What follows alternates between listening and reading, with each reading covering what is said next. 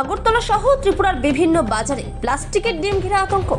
বাজার থেকে ডিম কিনে খাচ্ছেন নাকি প্লাস্টিকের ডিম খাচ্ছেন?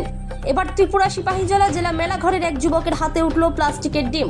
মেলাঘরের এক যুবক 4টি ডিম ক্রয় করে আনেন। ডিম ক্রয় করে এনে একটি চা দোকানে বসলে তার চোখে একটি ব্যতিক্রমী ডিম ধরা পড়ে। এই 4টি ডিমের মধ্যে একটি ডিম উপরের কিছুটা অংশ পেঁচানো দেখে তার সন্দেহ হয়। তৎক্ষণাৎ সেই ডিম ভেঙে একটি গ্লাসে রাখা হলে সেখানে ডিমের কুসুম ডিমের কোনো রূপ নেয়নি, অধিকাংশ জলে পরিণত হয়। তাছাড়া ডিম ভাঙার পর যে একটা গন্ধ আসে, কোনো গন্ধ পাওয়া যায়নি।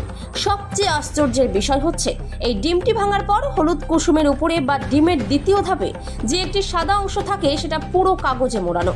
আর এই ঘটনা থেকে অনেক মানুষজন আতঙ্কিত হয়ে পড়েন।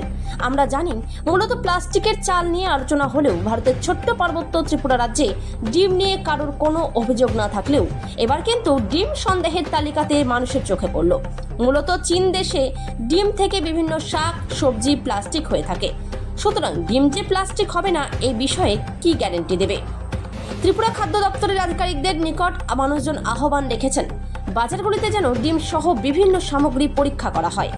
দোকান থেকে ডিম কিনতে এলাম, একালি ডিম কিনছি, তার মধ্যে একটাই প্লাস্টিকের মধ্যে একটা সাইটের মধ্যে একটা প্লাস্টিক, পরে আরেকটা বাংলা ওইটারও সন্দেহ লাগতে আছে এটা কি প্লাস্টিক না অরিজিনাল ডিম।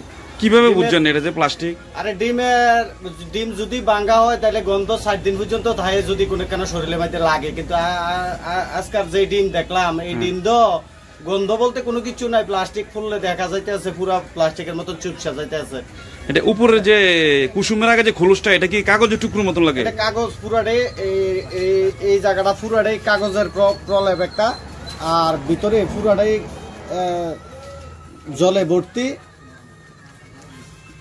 কুসুম তো কুসুম না, যেন হলুদ দিয়ে রাখছে এর মধ্যে, কুসুমের মধ্যে পুরোই প্লাস্টিকের ডিম বোঝাই যাচ্ছে এটা।